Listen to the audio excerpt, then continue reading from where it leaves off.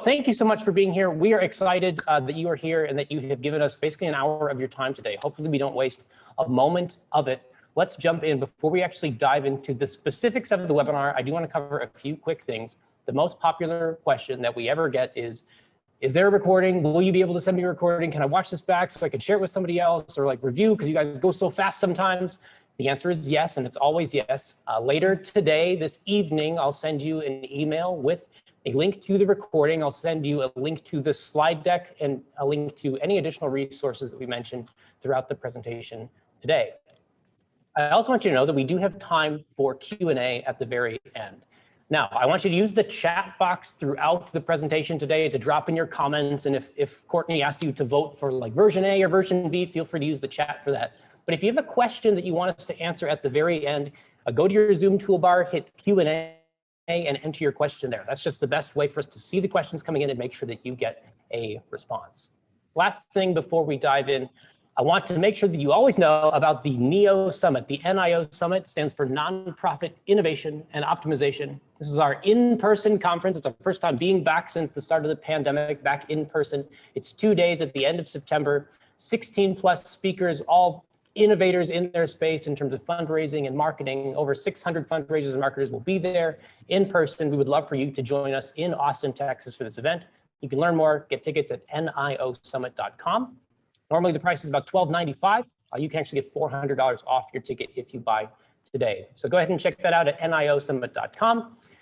And if you've never been on a Next After Institute webinar before, I just want to sort of set you up for what you can expect. Our mission is to decode what works in fundraising and make it as accessible as possible to you and to as many fundraisers and nonprofits as possible. That's the only way that we're going to see generosity grow. We can do a bunch of research and testing over here at Next After, but if no one's equipped with it, then we're not actually seeing generosity grow. So we want to do everything we can to empower and equip you for growth. Some of the ways that we do this, we conduct research, and 2 types of research. We run a lot of A/B tests to really prove what actually works to increase conversion rates on donation pages and improve response to email fundraising and improve your advertising.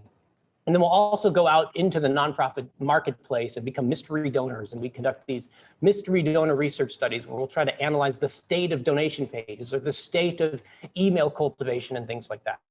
So from this research, we produce resources like this webinar that you're on right now, as well as ebooks and how-to guides and templates and podcasts. We also produce training, certification courses in key areas of online fundraising, as well as our NEO Summit conference. So that's kind of what you can expect. Everything that you'll hear today is based in research, is based in testing from a variety of different organizations, but you can know these are not just gut feelings and best practices. These are actually proven and tested strategies that can help you improve your online fundraising.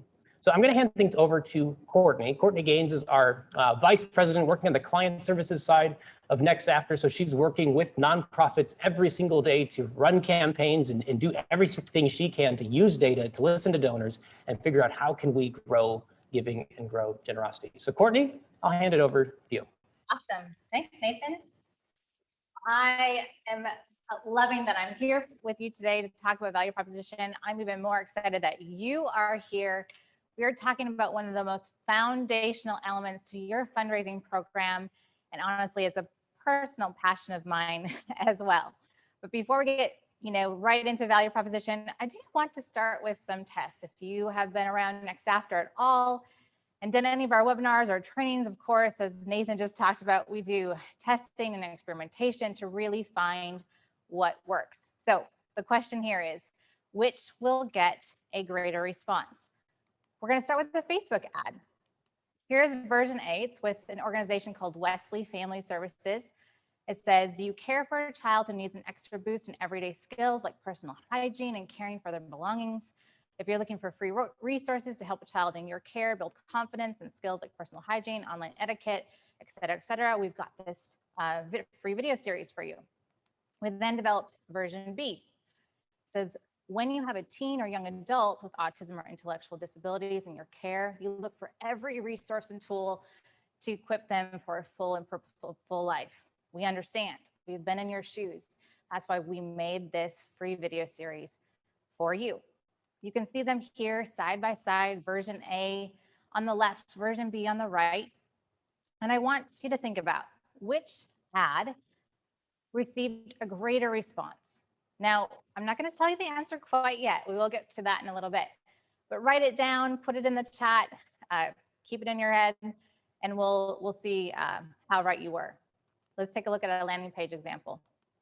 This is with an organization, again, kind of offering a free online course in an effort to grow subscribers for their organization. In version A, the headline says, "Get the relationship that you really want with your team." Talks about this free online course that they're offering, tells you what is included in this online course. And then there's version B. It says, "Learn to parent your teen in today's culture." Again, the details about the online course and what to expect when you sign up for it. You can see them here side by side, version A, version B. Which do you think got the greater response? All right, instant donation page. This is with a group called Alley Cat Allies. It was around Global Cat Day. After you signed this petition on Global Cat Day, you were taken to an instant donation page. It thanks people for being an advocate for cats who have no one else. It talks about why it's so important, of why you added your name, and then it goes into this value proposition about why you should support, financially invest in this cause, not just add your name to it, but invest in what they're doing. The page goes on pretty long. You can see that here with both copy and the form all the way down to the bottom of the page. The created version B, it's actually slightly shorter. A lot of the same value proposition, but just a little bit shorter in length. You can see them here side by side, version A and version B, which received the greater response. Are you guys keeping track of all these in your head on which one you think is going to perform better? All right. So what is the difference between version A and version B? What received a greater response? And what's going to cause the difference in response to each of these examples? Well, you might be familiar with our donor mountain. Again, if you have done any of webinars or trainings or consumed any of our content, we have this concept of the donor mountain. And the donor mountain really is this idea that donors are all starting at the base of the mountain. And what they're doing is trying to scale this mountain all the way to the top, to that macro decision, to make that gift. But along the way, there are these micro decisions that they have to do. Maybe they have to open the email or click an email or visit the donation page, start the donation page process, and then of course, ultimately make that gift. But all along this journey to the top of the mountain, there are outside forces. There's this gravity that's happening that sometimes is beyond our control of keeping people from actually taking steps up the mountain. But I have great news for you, because as marketers, it's our job to help these prospective donors, subscribers, scale this mountain to the top. And the even better news is that we have a tool, a very helpful tool to help them scale that donor mountain. That tool, I'm sure you can all guess, is the value proposition. So now let's look back at the examples that we just walked through and see how value proposition was actually in play in each one of these. All right, so version A on our left and version B on our right. Do you remember which one you chose? Which one got the greater response? If you chose version A, you were right. It had a 27% increase in clicks. But why? Let's look at that a little bit. In version A, you can see some key differences. It says, you're looking for this free resource. These kids are in your care. I know that you're wanting this free video series. You will find it here. You can sign up. You will get this series. We want to give this to you. You. It was focused on the prospective subscriber. Version B, a little different. It says, we understand, we've been in your shoes. That's why we've made this. That's why we want to offer this to you. Version A had a stronger value proposition because it connected to the end reader. Let's take a look at the next example. Version A, get the relationship that you really want with your teen. Or version B, learn to parent your teen in today's culture. Which one did you choose? If you chose version A, you were right. There was a 46% increase in course signups. But why? Take a look at the headline. There's some key differences here. In version A, it says, get the relationship that you really want in your teen. This idea that I'm receiving something of value. There's no work involved. It really connects to this core belief or need that I'm feeling. I can relate. I have a preteen. I would most definitely want version A. Instead of learning to parent your teen in today's culture, that's scary. In reality as well. But this idea to have to learn to parent your teen, sure, we all know that we have to learn and get educated in those areas, but the idea of getting something versus the work to learn and have to do all of that work is less appealing, resulting in this 46% increase in course signups. And then this last version that we looked at with Global Cat Day, version A versus version B. This one is really interesting because the value proposition was really strong in both of them. Version A just happened to be a little bit longer. We used more copy to what we thought adequately communicate the value proposition. But what happened is the shorter version actually saw an increase in donations by 14%.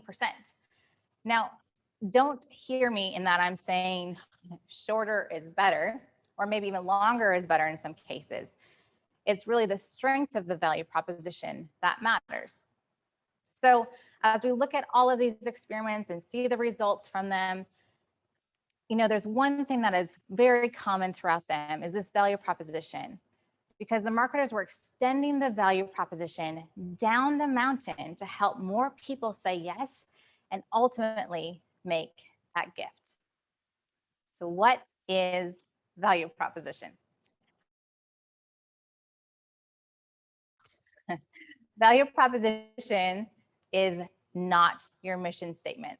This is a common issue that we hear or see on a lot of donation pages. They're like, oh, I've got a value proposition. It's my mission statement. Wrong. The mission statement usually is very organization centric. You can see that with Sierra Club here. To explore, enjoy, and protect the planet, to practice and promote the responsible use of Earth's ecosystems and resources. All of this is really good messaging and good copy, and it's absolutely in line with who they are. It's, after all, their mission statement. But it does not speak to why a donor should give. It does not think about and put yourself in the mind of the donor. It's also, value proposition is not an incentive. Here's a great example of a radio station that has a lot of premiums on their donation page. You can, if you make a gift, you can get a free shirt or an umbrella, maybe some American Airlines miles, which are all, you know, appealing, but that is not the reason why I have given to an organization. Sure, I might want a free t-shirt, probably more like the American Airlines miles, but it's not why I'm actually going to support you. That's not the impact or the difference that I can make as a donor by financially investing in your cause. So it's not a mission statement and it's not an incentive. What is value proposition? Well, it answers this one critical question. If I'm your ideal supporter, why should I donate to you rather than some other organization or not at all?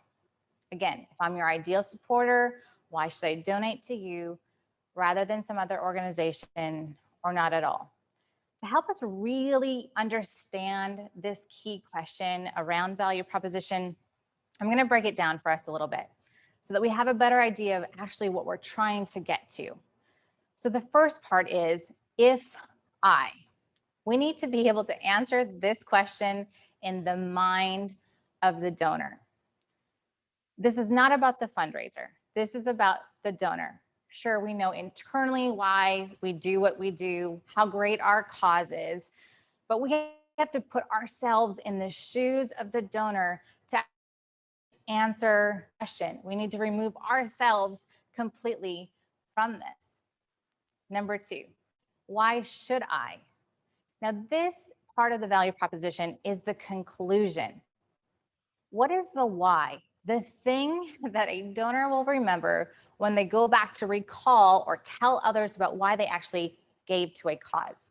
Now, they won't remember every word of your email or donation page, but what was that picture that you helped paint in their head throughout all of your communication, whether it's video or Facebook ads, your website, maybe a phone call to the organization? Are we actually telling them why they should give, what their gift will do? That's the reason why they ultimately gave. Number 3, rather than another organization. Now, this is a bit interesting. The reality is that donors do compare you to other organizations like your own. They're comparing and contrasting who they should give to. If they only have a limited of money to give, and there's 2 organizations that are very similar in cause, what is it that sets you apart from another organization? We'll drill into this a little bit more around exclusivity, but again, donors will compare you to other organizations. So what sets you apart from others? Number 4, the reality is that people can also not even give a gift. They don't have to give. There are plenty of other things going on in life, and a donor can also just decide not to give altogether. We must inspire action with our value proposition in the midst of all of the distractions in life. We're going to add to this a little bit. We get asked this question quite a bit is, does this actually happen just at the moment of their transaction of making that gift? And the answer is no, it doesn't just occur at the time of the donation. It actually occurs at every step in that donor mountain. Let's take a look. So here's our donor mountain. And if you think about it, if I get an email, there's a lot of different factors going on and decisions that I have to make, these micro yeses. And each one of those micro yeses, there's value proposition involved. There's the sender, there's the subject line. Do I trust them? Do I not? Will I open it? Will I delete it? And we're constantly having to outweigh this disbelief and the concern and the aggravation and any friction that we're presenting to go from, cost heavy, this perceived cost, to value light, to value heavy, cost light at every single step in the donation pathway. Additionally, value proposition can happen at multiple times throughout a single piece of marketing. For instance, like an email. Is the subject line strong enough for me to want to open it and then to read it? And then maybe I'll delete it, or maybe I'll click it and open it and read it and click through to the donation page and then continue along that journey. So value proposition is not only present at one point in marketing, it's actually at every single point and throughout a piece of marketing. All right, we've broken down the core value proposition question. Now I want to help you craft an effective value proposition. In fact, we're going to walk through 4 elements of an effective value proposition. Number 1, appeal. How badly do I want it? Now, this makes a little more sense when you're thinking about an offer. Like, do I want to take this online course or sign up for this email ebook? But when you think about a donation, how badly, this should answer the question of how badly do I want to actually make this gift? A great example is through our friends at CaringBridge. They are constantly doing testing around value proposition and trying to understand the motivation of their prospective donors. And they actually have 4 examples here. This is a donation banner. Here's their control. You can see this here. It says, honor Cade and Callan with a donation to CaringBridge. You make Cade and Callan's website possible. Treatment 1 says, Cade's CaringBridge site is supported by generous donors like you. Make a donation to CaringBridge in honor of Cade. All they simply did was just kind of reverse that order. Would that resonate better with prospective donors? Here's treatment 2. Help Cade stay connected to family and friends. Make a donation to CaringBridge to keep Cade's site up and running. Again, the idea around this is the appeal of the impact that a person is going to make. And finally, treatment 3, it says, show your love and support for Cade. Make a donation to CaringBridge to keep Cade's site up and running. In this example, they use more of an emotional appeal to it. And here are the results. What they learned is that they saw about a 6% increase in donations. Now that wasn't valid again We try and get to the 95% level of confidence in our testing. Treatment 2 had a slight increase of 1%, but take a look at treatment 3. This has 67% increase in donations, simply by testing into this appeal. What is it that resonates with our prospective donors that they're going to say, yes, I want to give? Now, what's really, really fascinating about this experiment is that there were no difference in clicks. Yet we saw a significant difference in donor conversion. What that tells us is that treatment 3, the emotional appeal, connected more strongly with that actual core value proposition of who and what CaringBridge does. All right, number 2, exclusivity. Can I get this somewhere or anywhere else? Again, what sets you apart from others? What is so special about your value proposition, about what you do, about what you're offering that might be different from other organizations? Here's a great example from Buckner. This is actually an email acquisition opportunity on their website. The control says, get uplifting stories of how Buckner is shining hope in the US and around the world. Sign up now. We developed a treatment that was a bit longer. Now, again, length is not what we're focused on here. It's the strength of the value proposition.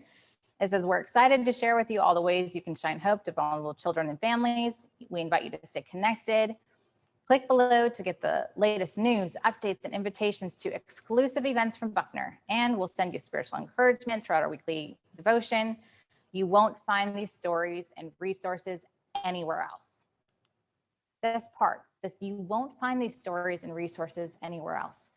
This really tapped into that exclusivity angle of the value proposition, and they saw an overwhelming response with a 276% increase in emails acquired, simply by strengthening that value proposition and leaning into exclusivity for their message. Number 3, clarity. How quickly and easily do I understand it? This is an interesting one because so much of the time, I think that we believe that we're being very clear with what we're communicating, but most of the time people might be confused. Here's another example from CaringBridge. While they do, their goals are donations and revenue, they do encourage people to start their free sites. So on the control, you can see an example here where they invite people to start the free website. They developed a treatment that had a little bit more clarity, I guess, in what they're asking you to do. So it says personal protected sites for every health journey. And another version, it says start your free personal CaringBridge site today. What they found was actually the one in the middle increased the number of people creating sites on their website because the clarity was so much stronger than both the control and the third option. You can also see that here, an example with a broadcast organization. There's the control said give now, so you could actually receive a CD of the broadcast for a donation of any amount, and the call to action said give now. They developed actually 2 additional treatments. One of them says get your resource for a gift of any amount here, and another one says for a gift of any amount, get your resource here. Again, small nuances in that copy, but as you can see, a significant difference in conversion just by bringing that clarity to the forefront and telling people what they will get and how. All right, the 4th element of an effective value proposition, credibility. Do I believe what you're claiming is true? So if you're telling me that you're the greatest at what you do, how can I believe you?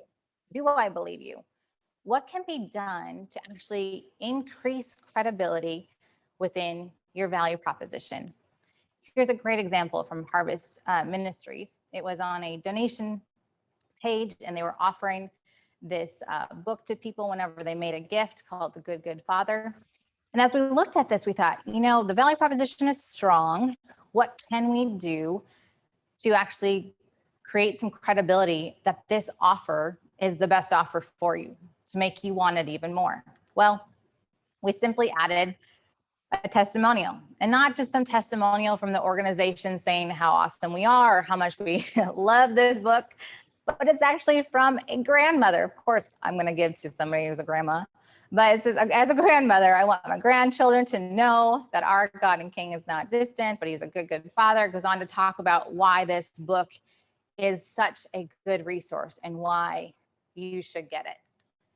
This resulted in a 27% increase in donor conversion just by adding that testimonial to give credibility to why you should get this resource. Now, we've done all of this A/B testing, and that's fantastic, but of course, we're always curious, what is actually happening in the nonprofit space? Well, a couple of years ago, we did a research study. It was called Why Should I Give to You? And in this research study, we gave to 127 organizations, and we monitored all of the communication from phone and email to social, the donation pages, to really score the value proposition within the nonprofit space. What we found is maybe alarming, but also a great opportunity. You can see this average score across all verticals. The environment and wildlife vertical was scored the highest for value proposition strength, while college and universities we found had the greatest opportunity for improvement.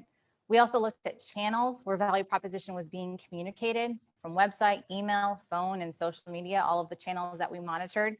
Social media had the weakest value proposition, where website had the strongest, which kind of makes sense if you think about a website. You have more space and opportunity to actually clearly communicate your value proposition.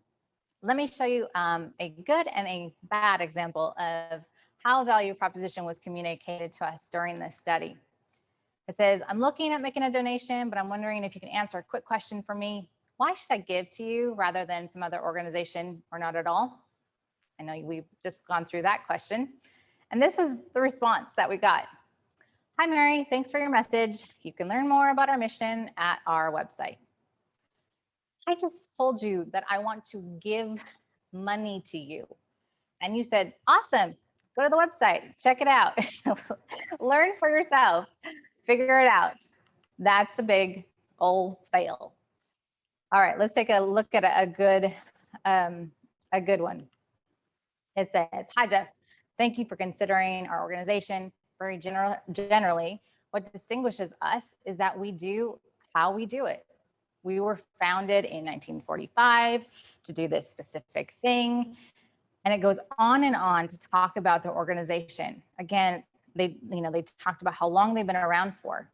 That's really interesting. That's very exclusive. Then they kept talking about, like what your gift will do. That's appealing to the specific prospective donor. This was definitely a win. You can see that it just goes on. It kept going on and on and on, which is awesome because there was so much clarity in our question, in the answer to the question that we had asked.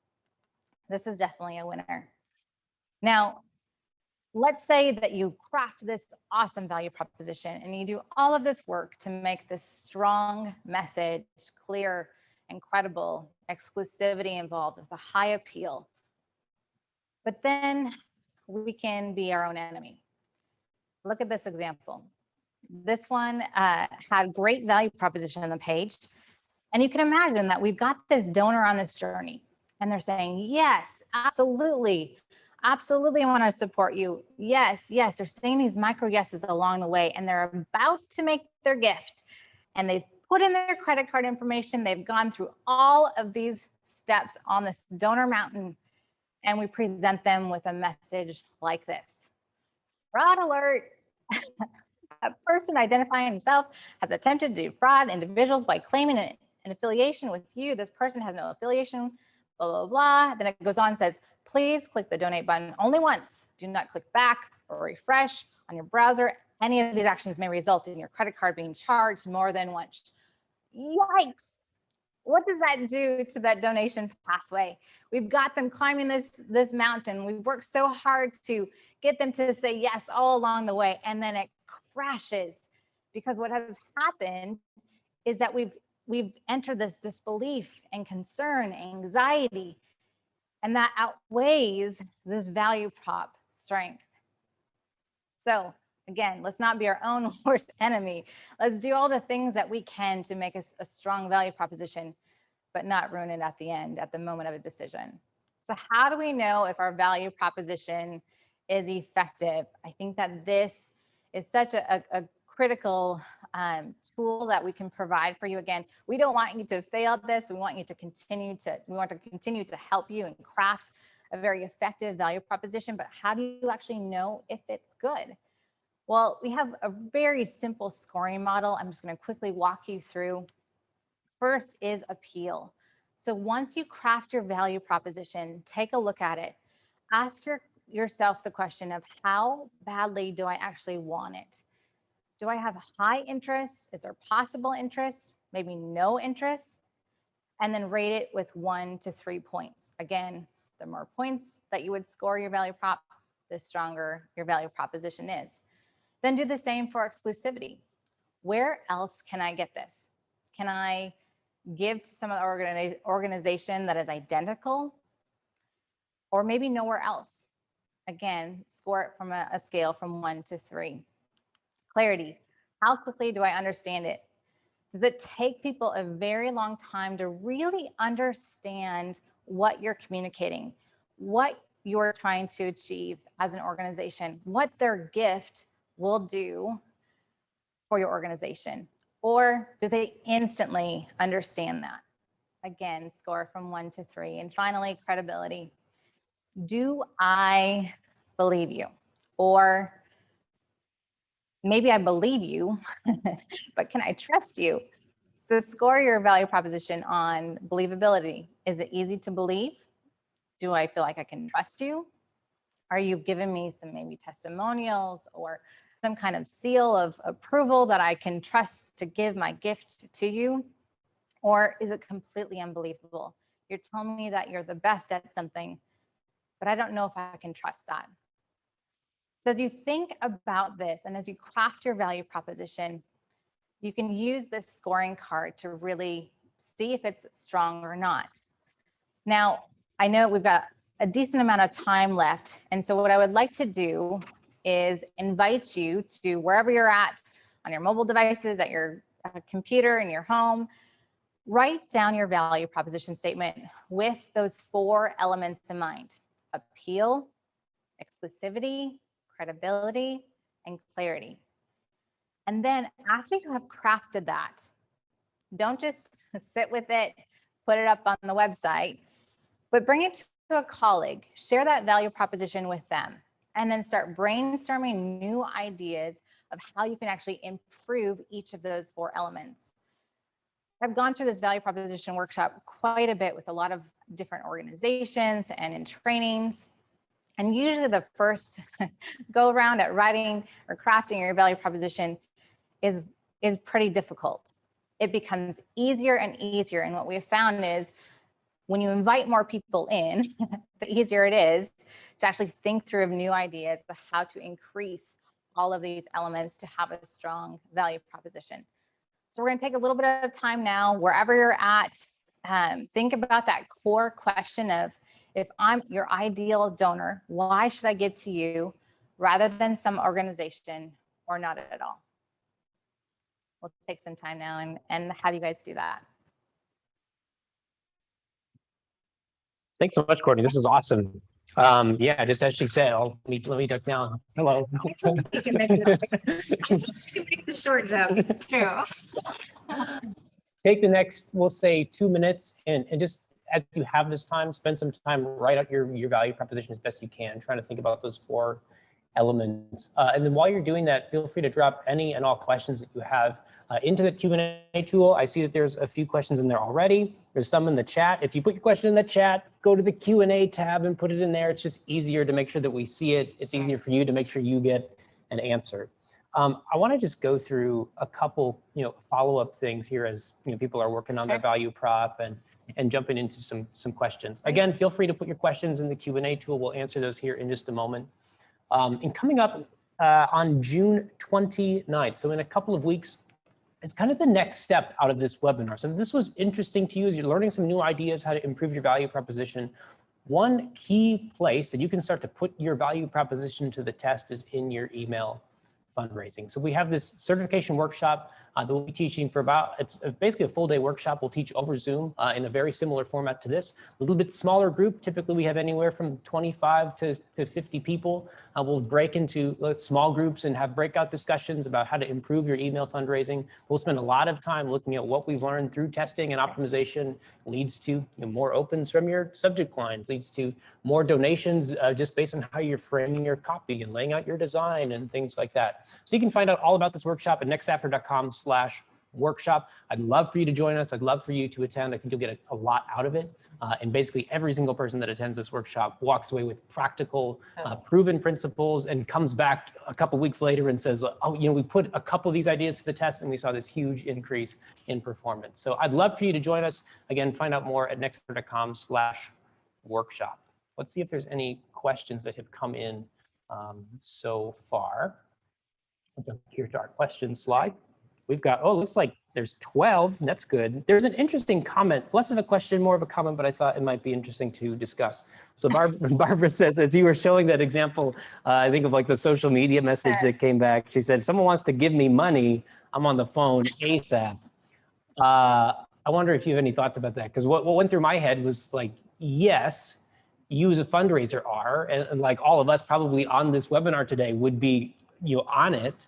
But I think some of the challenge is like equipping everyone in your organization who has some sort of like front-facing interaction with a potential donor with the language, with the messaging to talk about giving a gift. Any thoughts, just insights there? Nathan, you and I chatted about this before we even started today. This is just the tip of the iceberg. Value proposition. I think this webinar is really to get you started and get you on this path towards crafting your value proposition.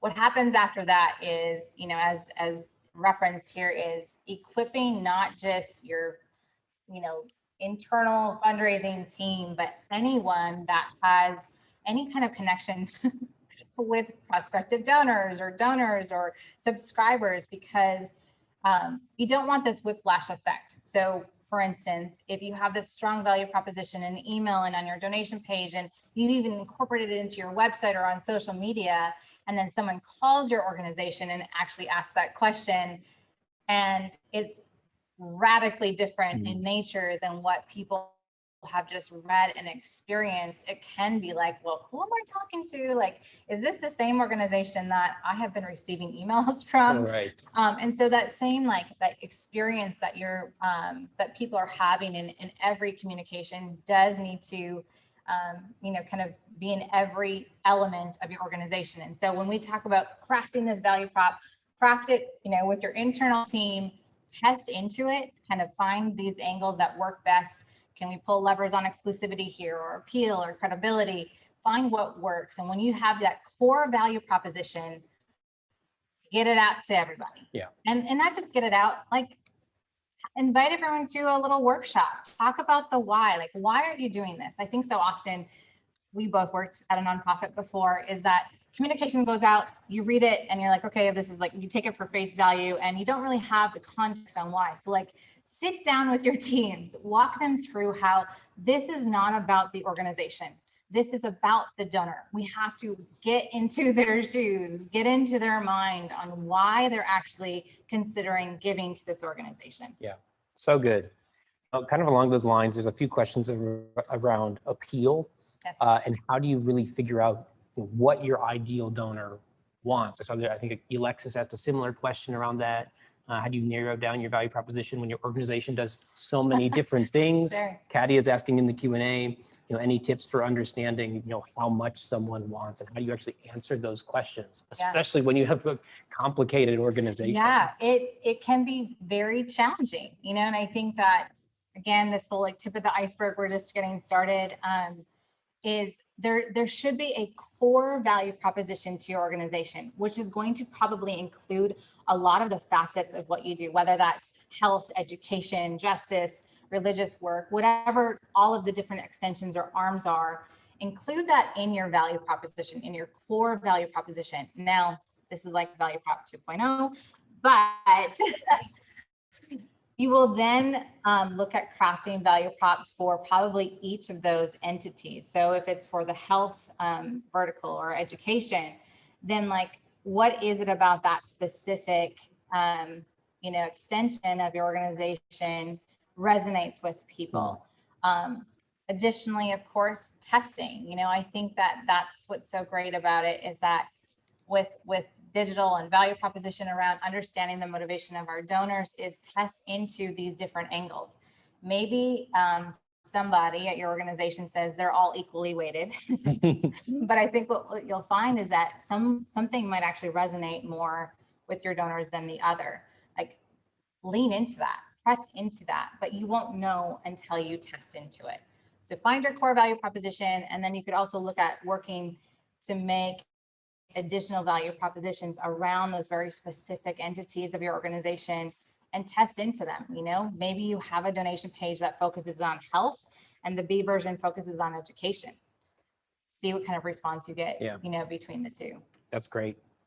Kind of shifting gears a little bit, question from Allison, wondering about colleges and universities. When you showed some of the scores, higher ed organizations tend to score pretty low on value proposition, and that's pretty consistent with some of the other research we've done as well. Why? I did not do that study personally. I have a hypothesis on why. I think a lot of colleges and universities are about getting you enrolled, right? So it's very focused on like, let's get students in the door. Yeah.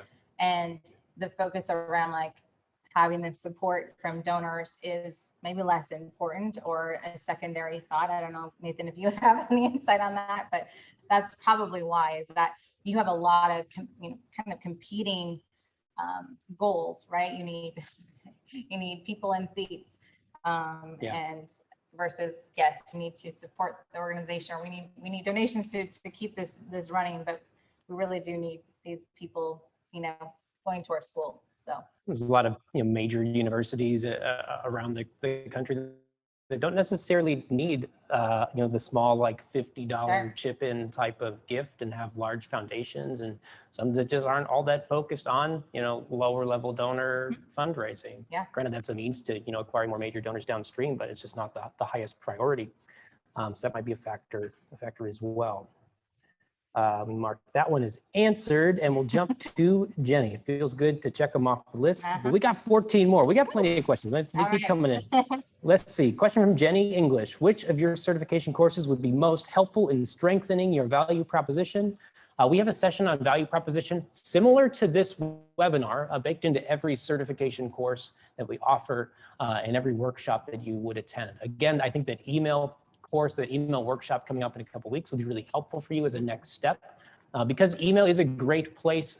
Even if you don't have a ton of web traffic, it might be hard to test messaging on a donation page if you don't have a lot of people visiting it.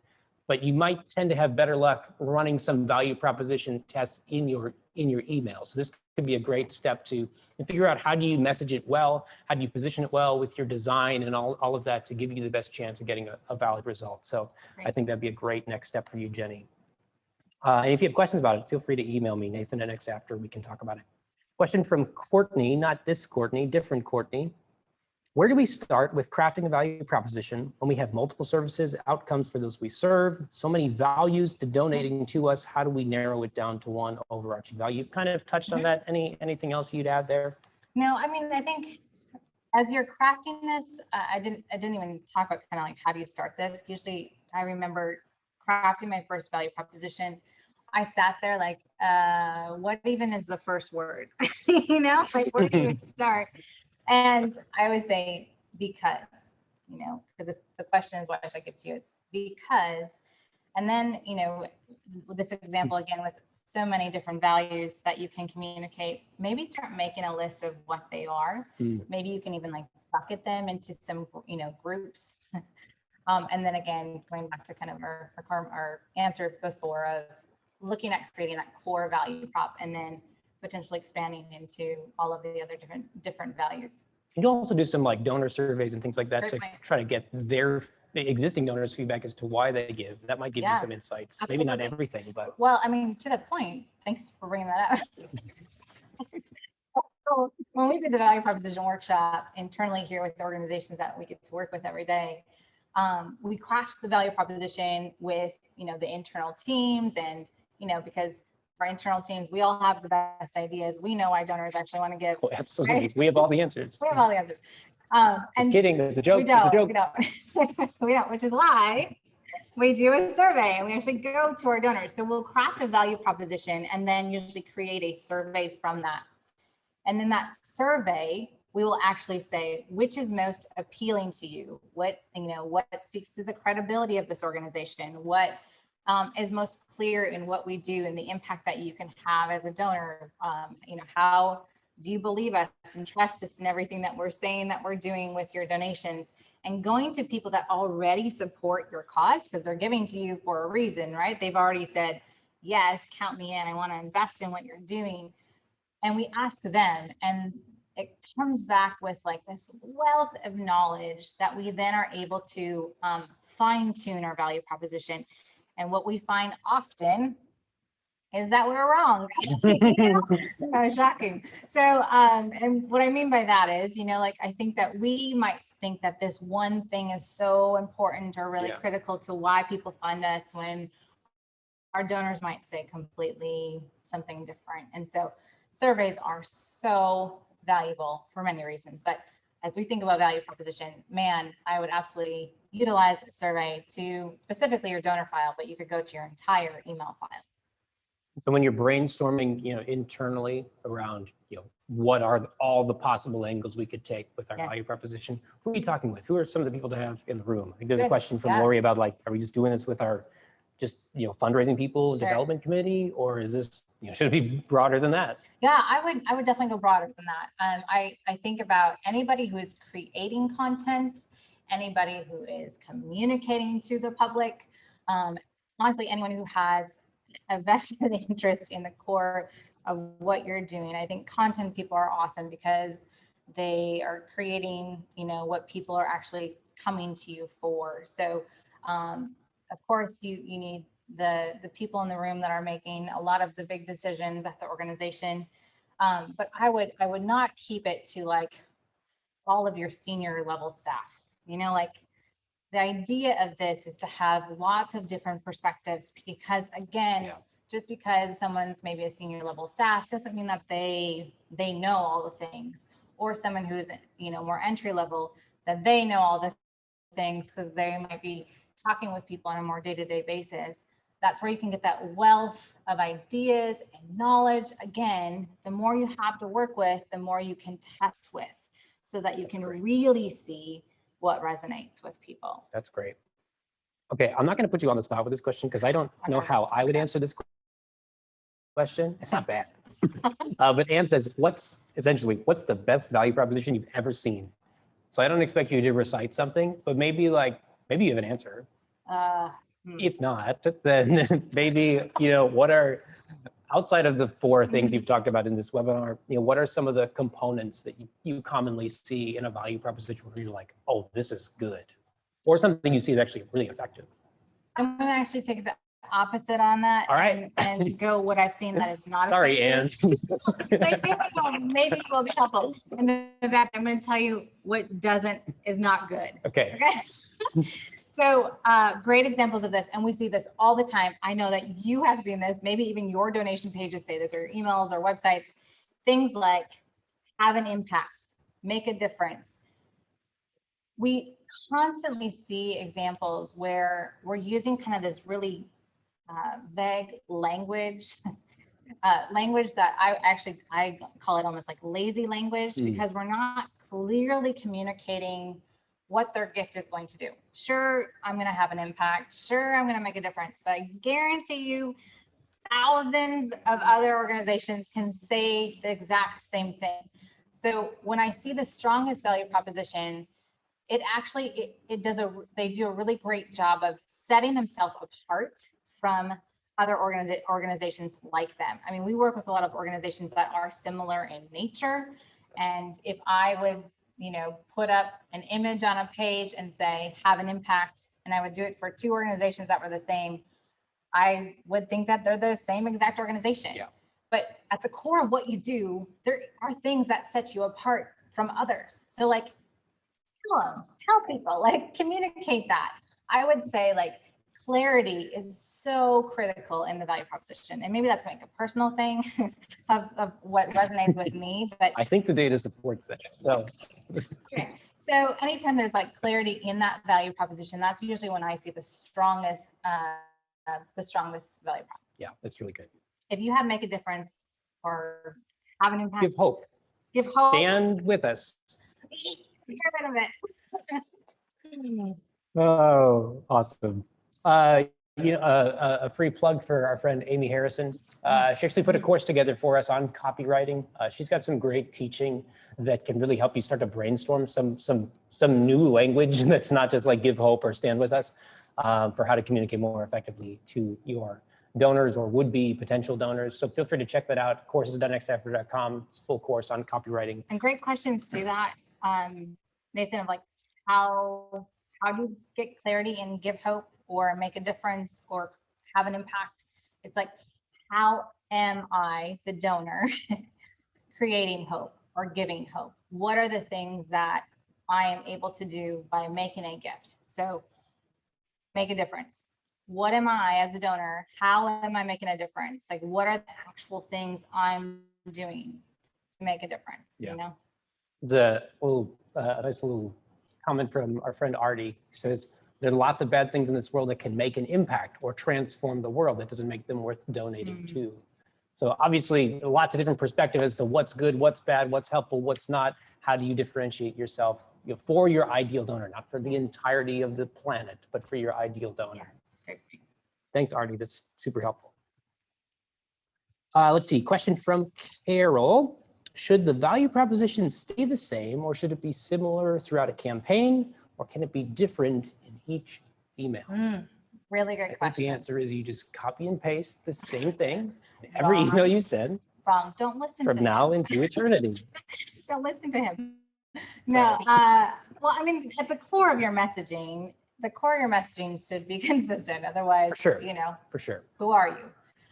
So that core value proposition can remain consistent, but again, thinking about kind of these extensions of areas that you can kind of go into and really focus in on for a campaign. So if you have this core value proposition for a campaign, again, I kind of, when we do campaigns here, we have this core value proposition and then we say, okay, from this value proposition, what are some things that support it? So maybe it's a testimonial that reinforces it, or maybe it's a story of impact that reinforces it, or maybe it's some kind of content or resource that we've produced that we want to talk about that reinforces it.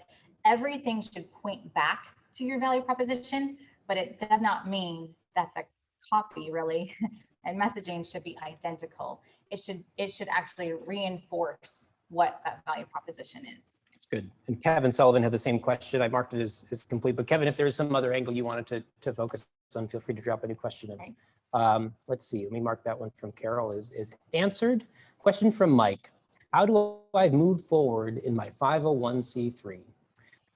I need to learn about how to reach out to corporations, get a flow of doing it. Got my status last December, thought I'd move forward, great, but haven't. I'm dead in the water, not moving forward.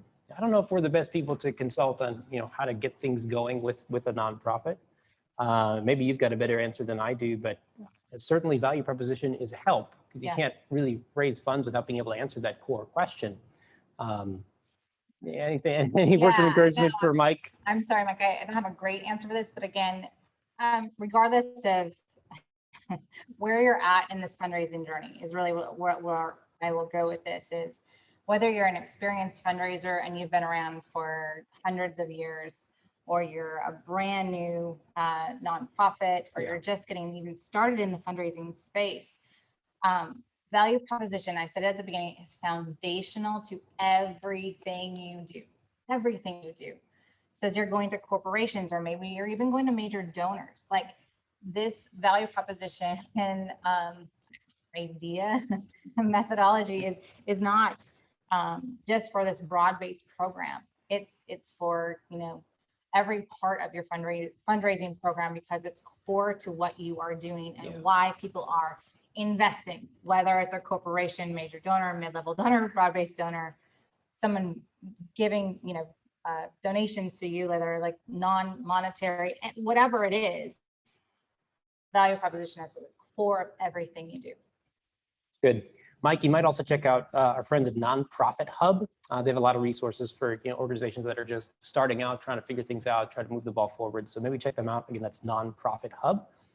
Good friends of our good resources over there.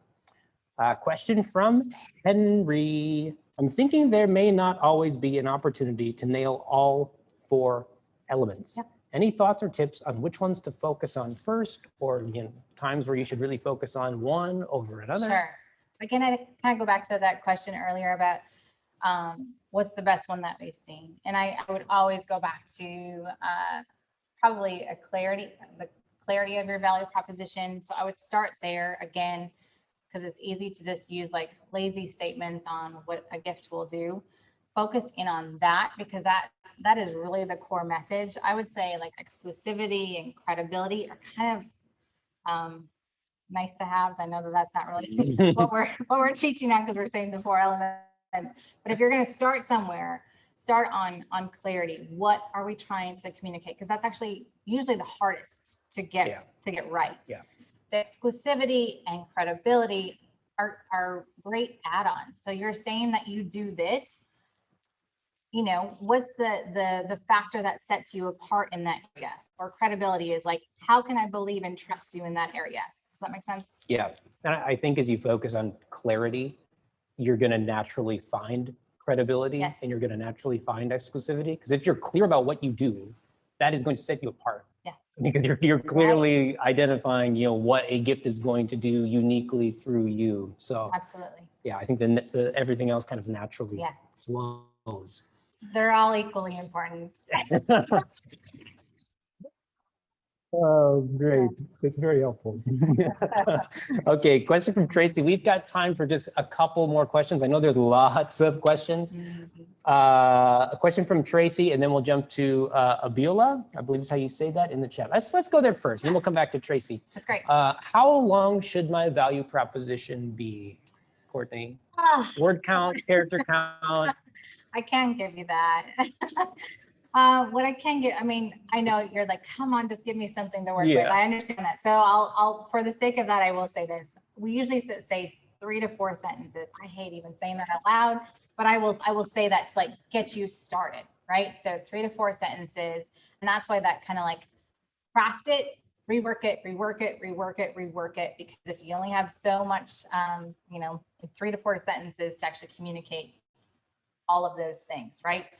Now, how value proposition works is if you think about email or your website or your donation page, that's where you can expand upon that. So my core value proposition is these 3 to 4 sentences. You can expand in all of those channels around that. And so again, this is really just to kind of get you started of like, what is the core message of why someone should give to you rather than some other organization or not at all. And then you can expand upon that with messaging that reinforces that core value. That's great. All right, question from Tracy, and then we'll say it's almost 2 o'clock. We'll do Tracy, and then we'll do one more. We'll choose one at random, so no one. Yeah. Okay. Tracy, can you speak to answering the exclusivity question? Do you have any best practices you can share about answering why should I give to you question without coming across as arrogant or throwing shade at other organizations that might be doing similar work? That's I don't think anyone's phrased it that way. Yeah. That's a good question. Yeah. I would say on the arrogant side, you're not bragging or anything like that. And I think that it will be very believable in your copy if you support it with what we would call evidentials. So for instance, if you say that you've been around for 100 years or that you're the very best in, Northwest Ohio or wherever you live, that's okay if that is true. If the statement's true, that's totally fine. But how can I believe you again as a prospective donor? Support that then with a testimonial to actually give yourself the credibility. So it becomes less about arrogance and like, wow, look at us, we're so awesome, we've been around for so long, we've got an incredible legacy, and we're the very best. And it becomes more about like, we are the very best at this. In fact, look at what so-and-so has had to say about us, or position it even a different way of like donors just like you are giving because of we've been along for been around for so long, and then put a testimonial in there, that kind of thing. So I think evidentials to support those claims, exclusivity is going to give you that credibility that you need. Great. So most of the questions in here we've answered in some way, shape, or form, Right. except really this one, which is more about testing. How do you go about testing a value proposition? And I'll kind of break this into two chunks. Sure. How do you go about testing a value proposition? That's question number one. And then question number two, how do you go about testing a value proposition when you have a small donor base or you have small traffic or a small newsletter following? Good. Okay, how do we go about testing? We'll tackle that first. So testing can be done, I mean, anywhere from social channels to within your email. So maybe you're going to send out, we'll start with email because it's an easy one to explain.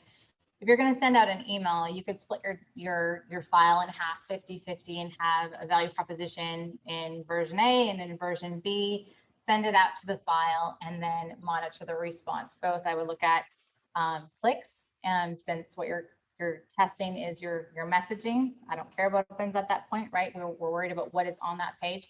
Clicks, and then ultimately donations and revenue, if that's what the goal of that email is. So you can do, split traffic test on the website. You could test your donation page with a different value proposition. Again, A/B split test. I know we've got a couple of resources to help you get started in testing. We sure do, Courtney. I'll spare you a sales pitch, but if you check out that workshop, we'll talk all about how you can test in your emails specifically. Great. And then as far as like low traffic and how do you test into a donor base that is small, I would look at like maybe your social channel has greater engagement, and you could do like a simple poll through Facebook or whatever platform you're on to try and get some data behind it. I would also say just because you have a small donor base doesn't mean that data and information isn't going to be valuable.